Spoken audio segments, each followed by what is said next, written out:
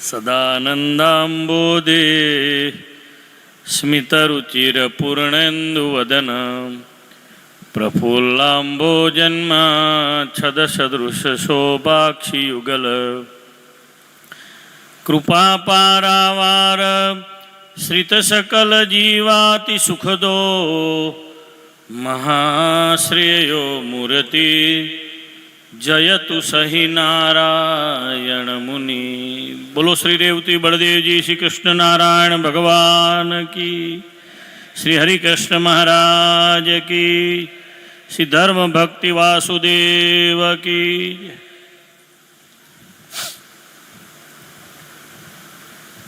ભરૂચ સ્વામિનારાયણ મંદિર વડતાલ સંસ્થાનું એના 191માં પાટોત્સવ પ્રસંગે કલ્યાણકારી ભગવાન શ્રીહરિના ચરિત્રોની દિવ્ય કથા શ્રીમદ સત્સંગી જીવન એના વક્તા પૂજ્ય શાસ્ત્રીજી રઘુનંદન સ્વામી, મંદિરના મહંત પૂજ્ય પાટીલ સ્વામી, સભામાં ઉપસ્થિત આદરણીય વિદ્વદ્વર્ય શાસ્ત્રીજી હરિઓમ પ્રકાશદાસજી,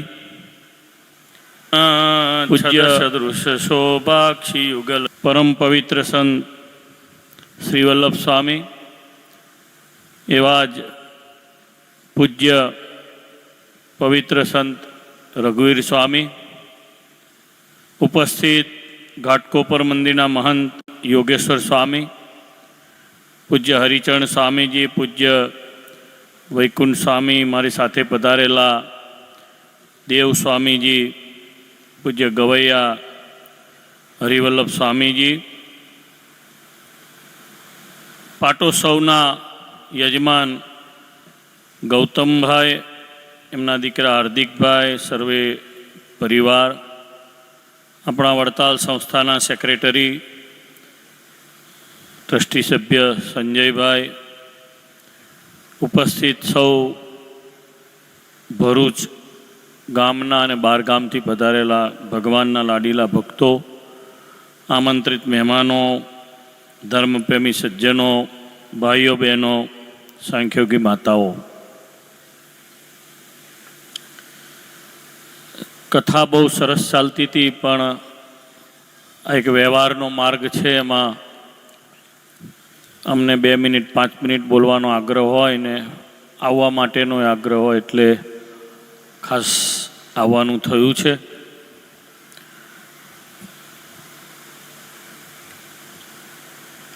ગૌતમભાઈ મળ્યા, મને કે બહુ આનંદ થયો, તમે પધાર્યા ટાઈમ કાઢીને, બહુ સારું થયું. એવું નથી ગૌતમભાઈ, અમારું મોટું ભાગ્ય છે કે અમે જે સંસ્થાના સાધુ છીએ વડતાલના, એના તાબાના મંદિરનો પાટોત્સવ હોય અને અમારે આવવાનું થાય, ભગવાનના દર્શન થાય, અમારું મોટું ભાગ છે કે હજી અમને દર્શન થયા. આ તમે બોલાવો નહીં, ભાડું નાડું આલો નહીં, કોણ આવે?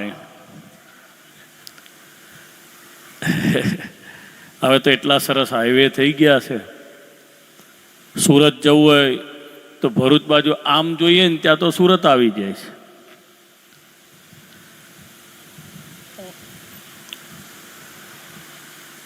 આપણે જે જગ્યાએ બેઠા છીએ એ ભરૂચ, એ તીર્થરાજ છે. આપણે નહીં કહેતા આપણે તીર્થ કરવા ગયા, પણ જે જગ્યાએ બેઠા છીએ તીર્થરાજ છે. મેં લોકડાઉનમાં જ્યારે આ શાસ્ત્રોમાં આ બધો તીર્થોનો મહિમા વાંચ્યો, ત્યારે આપણને એમ થયું સારું થયું આપણને અહીં જન્મ મળ્યો. કે અરબસ્તાનમાં, કંઈ જો કંબોડિયામાં, કે કંઈ વિયેટનામમાં, જાપાનમાં, કે અલાસ્કામાં મળ્યો હોત તો સારું ભગવાનનું ભજન ના થાત, આવી કથા સાંભળવા ના મળત. ભગવાનના પવિત્ર ઋષિમુનિઓએ તપ કર્યા હોય એવા ઠેકાણે આપણે ક્યારેય જાત નહીં. ત્યાં શું કરત? તો ત્યાં તો મનુષ્યનું જીવન છે, ખાધું પીધું સંસાર કર્યો, કાર્યક્રમ પૂરો થઈ ગયો 70-80 વર્ષે. આપણા બધાયનું મોટું ભાગ્ય છે કે આપણને ભારતમાં જન્મ મળ્યો છે. દ્વારિકાજી, રામેશ્વર, જગન્નાથપુરી, બદ્રી, આની વચ્ચે જેનો જન્મ છે એના ભાગ્યનો કોઈ પાર નથી એવું આપણને દેખાય છે. એમાંય માં નર્મદાનો કિનારો. મેં જ્યારે આનો મહિમા વાંચ્યો, જે ટેકરા ઉપર આપણે બેઠા છીએ એ ટેકરો આ ભૃગુ ઋષિનું તપનું સ્થાન છે. ભૃગુ એટલે બ્રહ્માજીના 6ઠ્ઠા પુત્ર છે. આ સૃષ્ટિનું સર્જન ભગવાને કર્યું એમાં 6 નંબર જેમનો છે ભૃગુ ઋષિ છે. એમનું લક્ષ્મીજી સાથેનું સીધું જ કનેક્શન છે. આમ તો મૂળ આ સ્થાન લક્ષ્મીજીનું સ્થાન છે. કહેવત પડી ગઈ છે, ખોટી છે, ભાંગ્યું ભાંગ્યું તોય ભરૂચ, પણ ખરો પૈસો જ ભરૂચમાં છે. હા, શાસ્ત્ર એવું કહે છે 1000 વર્ષથી વધારે જ્યાં આપણે બેઠા છીએ ત્યાં ભૃગુ ઋષિએ તપ કર્યું છે. 1000 વર્ષ કોને કહેવાય? માર્કંડેય મુનિ તો શાસ્ત્રમાં એવું કહે છે કે હું હજારો યુગોથી આ સ્થાનને જોતો આવ્યો છું. હજારો યુગોથી. સહજાનંદ સ્વામી મહારાજ પ્રગટ થયા 200 વર્ષ પહેલા અહીંયા પધાર્યા.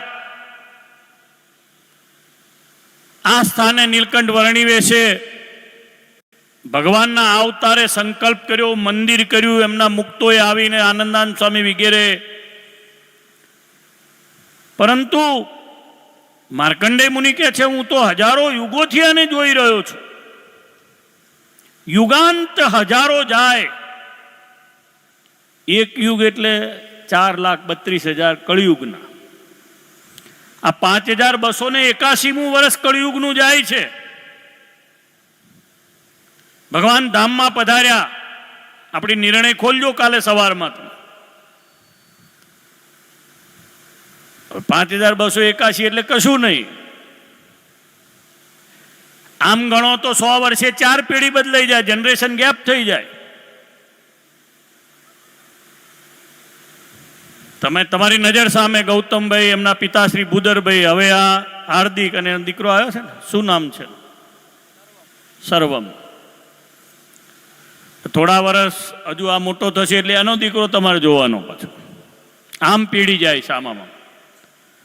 રઘુ કથા કરે છે તો રઘુન ચેલાની કથા પાછા સાંભળશે એમના ગુરુ.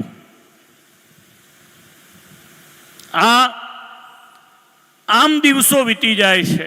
હજારો યુગો સુધી તપ કરેલી ભૂમિમાં આપણે બધા અત્યારે બેઠા.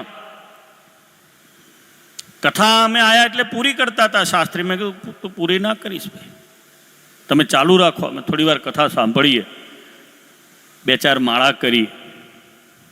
આ ભૂમિમાં બેસીને માળા થાય, આ ભૂમિમાં બેસીને ભગવાનનું સ્મરણ થાય. આ તો તપોભૂમિ છે, આ વરદાન ભૂમિ છે.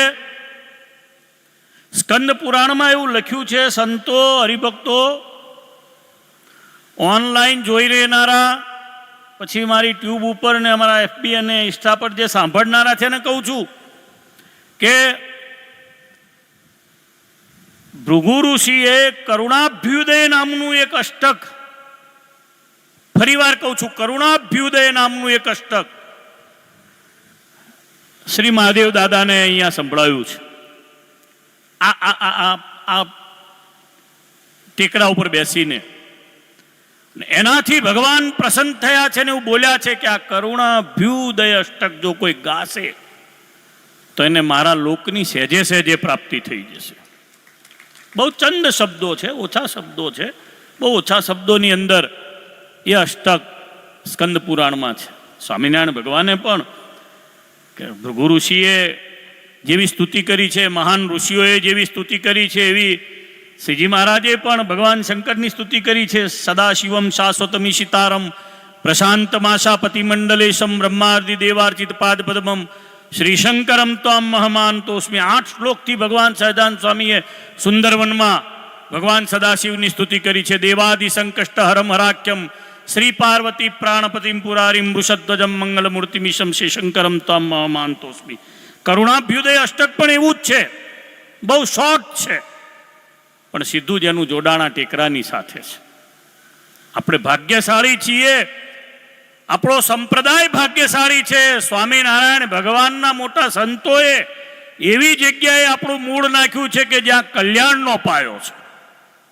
આપણે અહીંયા માર્કેટિંગ ના કરવું પડે, અહીંયા કોઈ ઉપહાર ગૃહ ના બનાવવું પડે. કંઈ ઢોસા મળશે, પેડા મળશે, પતાસા મળશે, અહીંયા બટાકા પોવા મળશે, ખાવા આવો. અહીં જલેબી મળશે, સવારનો ગરમ ગરમ નાસ્તો મળશે. અહીંયા આની ધજા બોલાવે છે, કલ્યાણ જોવે તો અહીંયા આવો, કલ્યાણ જોવે તો અહીંયા આવો, કલ્યાણ જોવે તો અહીંયા આવો. અને પાછું પધરાવ્યા કોને? તો મૂળ દેવ. આ ઉપાસના છે, શુદ્ધ ઉપાસના છે, ભગવાનના ચરણારવિંદ સુધી જવાય એવી ઉપાસના. આ બળદેવજી મહારાજનું કોઈ ધ્યાન કરે, આ રેવતીજીનું કોઈ ધ્યાન કરે, ભગવાન શ્રી કૃષ્ણ નારાયણનું કોઈ ધ્યાન કરે, વિહારીલાલજી મહારાજે સ્થાપેલા એ ભગવાન હરિકૃષ્ણ મહારાજ ધર્મ ભક્તિનું કોઈ ધ્યાન ધરે.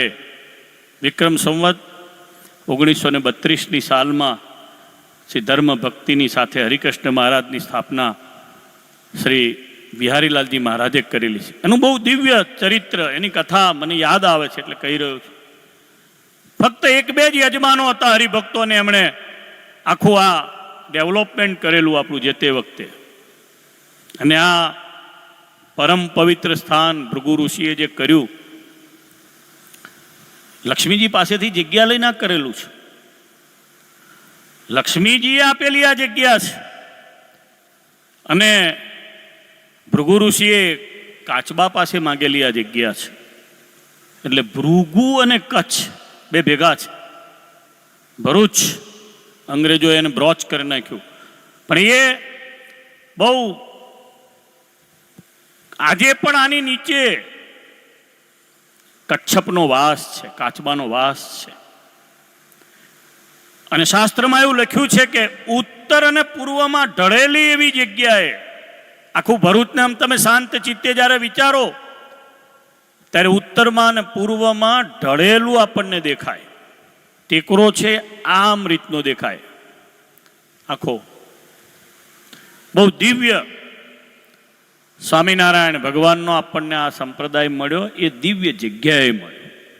મૂળ વડતાલના આશ્રિતોનો બહુ મોટું ભાગ્ય છે કે એમને સ્વામિનારાયણ ભગવાનની ઓરિજિનલ ઉપાસના મળી છે. સહજાનંદ સ્વામી મહારાજ મળ્યા એટલે આ અવતારનું આપણે ધ્યાન કરીએ છીએ, એની ઉપાસના કરીએ છીએ, એના સ્વરૂપની નિષ્ઠા રાખીએ છીએ. આત્મામાં એનું બળ રાખવું, આપણે એમાં ક્યારેય ફેરફાર ન કરવો. સત્સંગીએ જે ભગવાનના અવતારો છે એનો ક્યારેય દ્રોહ ન કરવો. ભૂલમાં પણ પરમેશ્વરના સ્વરૂપોની કોઈ નિંદા કરતા હોય એવા શાસ્ત્રોના વચનોને સાંભળવા નહીં. ભગવાને ના પાડી છે આપણને. આપણે બોલીએ પણ છીએ, નિંદત નહીં કોઈ દેવકું, બિન ખપતું નહીં ખાત. આપણા ફંડામેન્ટલ છે 11. એટલે ક્યારેક કોઈ ઈષ્ટદેવના નામે કોઈ વ્યક્તિગત પરમેશ્વર અને પરમેશ્વરના સ્વરૂપોની કોઈ ક્રિટિસિઝમ થતું હોય, એની નિંદા થતી હોય, એવી ક્યારેય વાત ના આપણે સંભળાય. અહીંયા તમે જુઓ, અહીંયા મને કથા આવી તો શતાનંદજી જ્યાંથી ભગવાનની કૃપા પામી અને ગુજરાત પધાર્યા તો ત્યાં શ્રી નરનારાયણ દેવની એમણે પ્રાર્થના કરી છે. નરનારાયણ દેવની એમણે ચાતુર્માસ રહી ઉપાસના કરી ભગવાનની, બદ્રી વિશાલની. અને ત્યાં ભગવાન નરનારાયણ દેવની અદ્ભુત દિવ્ય પ્રાર્થના કરી. એ પ્રાર્થનાના પરિણામે સહજાનંદ સ્વામી મહારાજનું એમને દર્શન થયું છે. એ અવતારે નરનારાયણ દેવે એવું કીધું કે હું અત્યારે પશ્ચિમ પાંચાળમાં આ જગ્યાએ બિરાજમાન છું, તું ત્યાં આવ. એટલે ભગવાન અને ભગવાનના અવતારમાં ક્યારેય જે ભેદ કરે છે એને આપણે ગ્રાહ્ય રાખતા નથી. એવા જે છે એની અસુરાંશ બુદ્ધિ હોવાના કારણે એવું કરતા હોય છે. આપણે એવું ક્યારેય નહીં વિચારવાનું.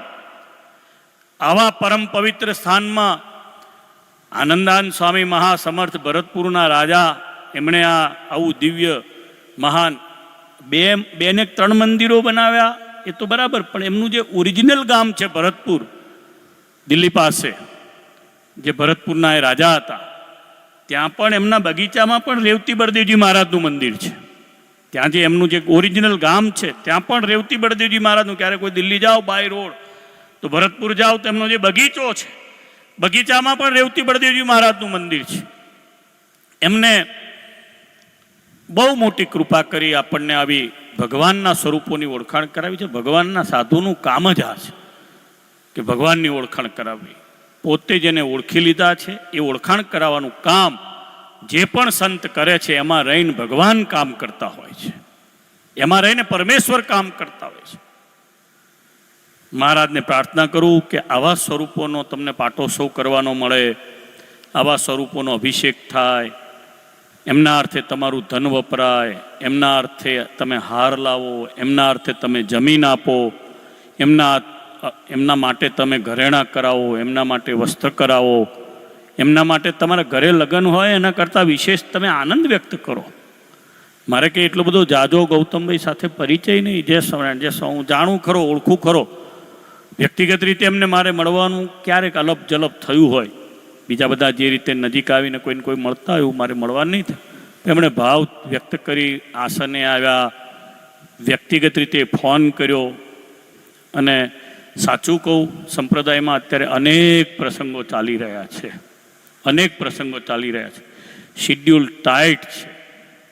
પણ આ રેવતી બળદેવજી મહારાજ, લક્ષ્મીનારાયણ દેવ વડતાલ, નારાયણ મુનિદેવ, ગૌલોક વિહારી મહારાજ, આપણા મૂળ સ્થાન, મૂળ દેવના સ્થાન, એના માટે જેને ટાઈમ નથી એના માટે પછી પણ ભગવાનને પણ ટાઈમ હોતો નથી. એના માટે જ આપણે બધું કરવાનું હોય. એના ઉત્સવો, એના સમયાઓ, એમાં આપણે પૂર્ણ રીતે ભાગ લેવાનો. અત્યારે જે કંઈ બધું નવું ડેવલપમેન્ટ થાય છે એ સંપ્રદાયનું સારું જ થાય છે, વિકાસ જ થાય છે, સારું જ થાય છે. પણ આને છોડીને જેટલું થાય એ બધું કર્યા એ ન કર્યા જેવું થાય. આને છોડીને કશું ન કરાય, આને ભૂલીને જેટલું થાય એ બધું ખોટું. તમારા પરિવારમાં અખંડ સત્સંગ રહે, સ્વામિનારાયણ ભગવાનનો અને આપણા મૂળ સંપ્રદાયનો સત્સંગ રહે, વડતાલનો સત્સંગ રહે, કાયમના માટે એની નિષ્ઠા રહે. સંતોમાં, શાસ્ત્રમાં, આચાર્ય મહારાજમાં તમને બધાને દિવ્ય ભાવ રહે. આપણે બધાએ કથા તરફ જવું છે, 10:30 વાગવા જાય છે. મહારાજને પ્રાર્થના કરું કે આ યોગ આપણને જ્યાં મનુષ્ય દેહ આપ્યો અને આવા પરમ કલ્યાણકારી તીર્થોમાં આપણને મંદિરો બનાવીને આપ્યા, એ સૌને આપણે ખૂબ એમનો આભાર વ્યક્ત કરીએ. મહારાજના પધાર્યા હોત તો આપણને કોણ આવો સત્સંગ ઓળખાવત? ભગવાન સ્વામિનારાયણ ન પધાર્યા હોત તો દારૂમાં, ચોરી અવેરી એનાથી કોણ મુક્ત કરાવવાનો આવો મોટો સમાજ ઘડતર કરત? ભગવાન સ્વામિનારાયણને આપણે જેટલું થેન્ક યુ કહીએ, એમનો જેટલો આભાર માનીએ, એમને મોટા સંતોનો આભાર માનીએ એટલો ઓછો છે. પૂજ્ય પાટીલ સ્વામી ફરી પાછા અહીંયા મહંત તરીકે આવ્યા છે. આવનારા વર્ષોમાં એમના હાથે ખૂબ સારો સત્સંગ ડેવલપ થાય અને મંડળમાં પણ ચંદ્રપ્રકાશ સ્વામી વગેરે નવા વિદ્વાન તૈયાર થયા છે. ભવિષ્યમાં આ સત્સંગ ફરી પાછો એમના હાથે પલ્લવિત છે પણ વિશેષ થાય.